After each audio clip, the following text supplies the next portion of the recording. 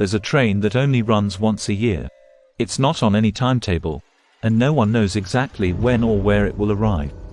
But those who've seen it, or worse, boarded it, call it the midnight train. In the small town of Coldwater, nestled deep within the mountains, people tell stories about the midnight train. Parents use it to scare their children into behaving, warning them that if they're naughty, the train might come for them. But these are just stories. At least, that's what most people believe. But not everyone.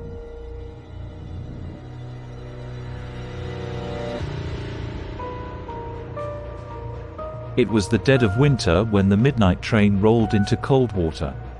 The snow fell heavy and silent, blanketing the town in a suffocating stillness. The town's single train station was nearly abandoned, save for a few late-night travelers waiting for the last train to the city. A cold wind blew through the station, and the temperature dropped sharply. The waiting passengers pulled their coats tighter and glanced nervously at the old station clock.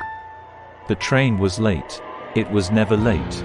Then, out of the darkness, they heard it, a distant, low rumble. The sound of an approaching train. But this wasn't the smooth, rhythmic sound they were used to. This was uneven, almost like something heavy was dragging along the tracks. The passengers exchanged uneasy glances, but no one spoke. As the train drew closer, the air grew thick with an oppressive sense of dread. The lights in the station flickered, then went out entirely, plunging the station into darkness. The only light now came from the train itself, its headlight piercing through the falling snow like a knife through flesh. The train screeched to a halt in front of the station, and the passengers recoiled in shock. This wasn't the sleek, modern train they were expecting. This train was old, ancient even, its metal exterior rusted and decayed. The windows were dark, covered in grime and frost, and the air around it stank of something foul, something rotten. For a long moment, no one moved. Then, with a loud hiss, the train's doors creaked open. The passengers hesitated, unsure whether to board. There was something deeply wrong about this train, something that made every instinct scream to run.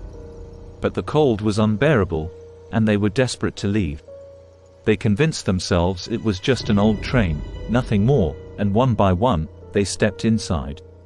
The interior of the train was dimly lit by flickering yellow lights, casting long, eerie shadows on the walls. The seats were covered in a thick layer of dust, and the air was thick with the smell of mold and decay. But the passengers were too cold to care. They found seats and settled in, pulling their coats tighter against the chill that seemed to seep from the very walls. It started as a faint, distant wail, barely audible over the sound of the train. But it grew louder, more desperate, until it filled the entire train car.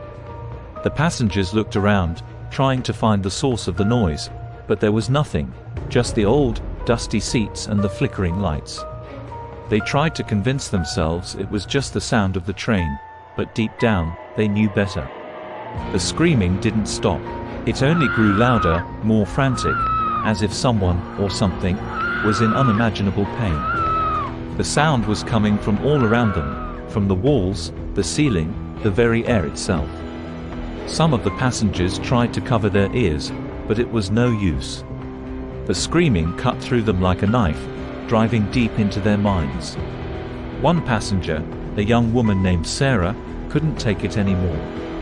She jumped up from her seat and ran to the door, trying to pry it open. But the door wouldn't budge. She pounded on it, screamed for help, but no one answered. The other passengers just watched, their faces pale and gaunt, their eyes hollow with fear. And then, the lights went out. The train was plunged into complete darkness, and the screaming reached a fever pitch. Sarah could feel something moving in the dark, something cold and slimy brushing against her skin. She screamed and backed away, but the darkness was closing in, suffocating her, pressing against her from all sides.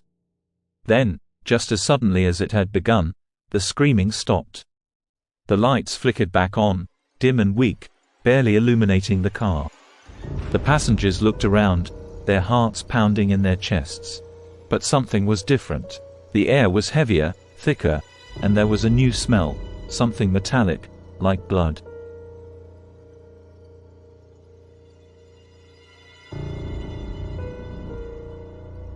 Sarah turned to look at the seat next to her, and her heart stopped. There, sitting in the seat, was a figure.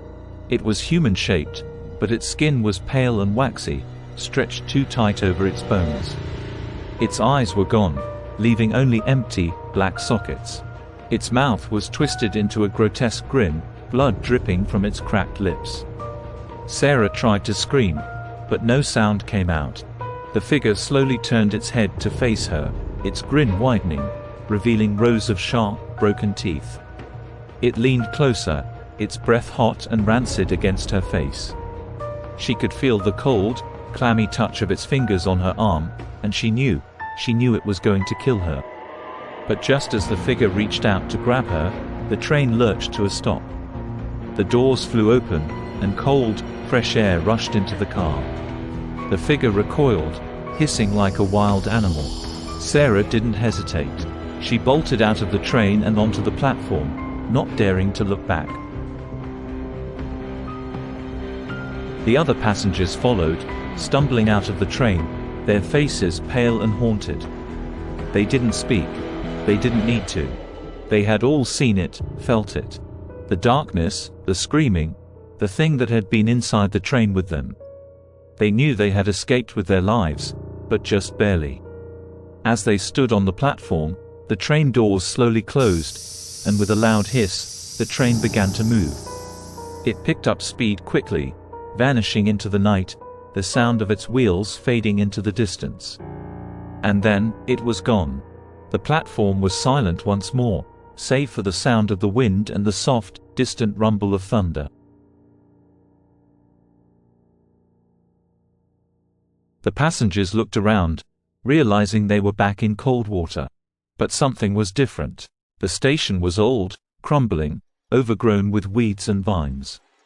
The air was thick with the smell of decay, and the once familiar town was nothing more than a ghostly shadow of itself. They had escaped the train, but they hadn't made it home.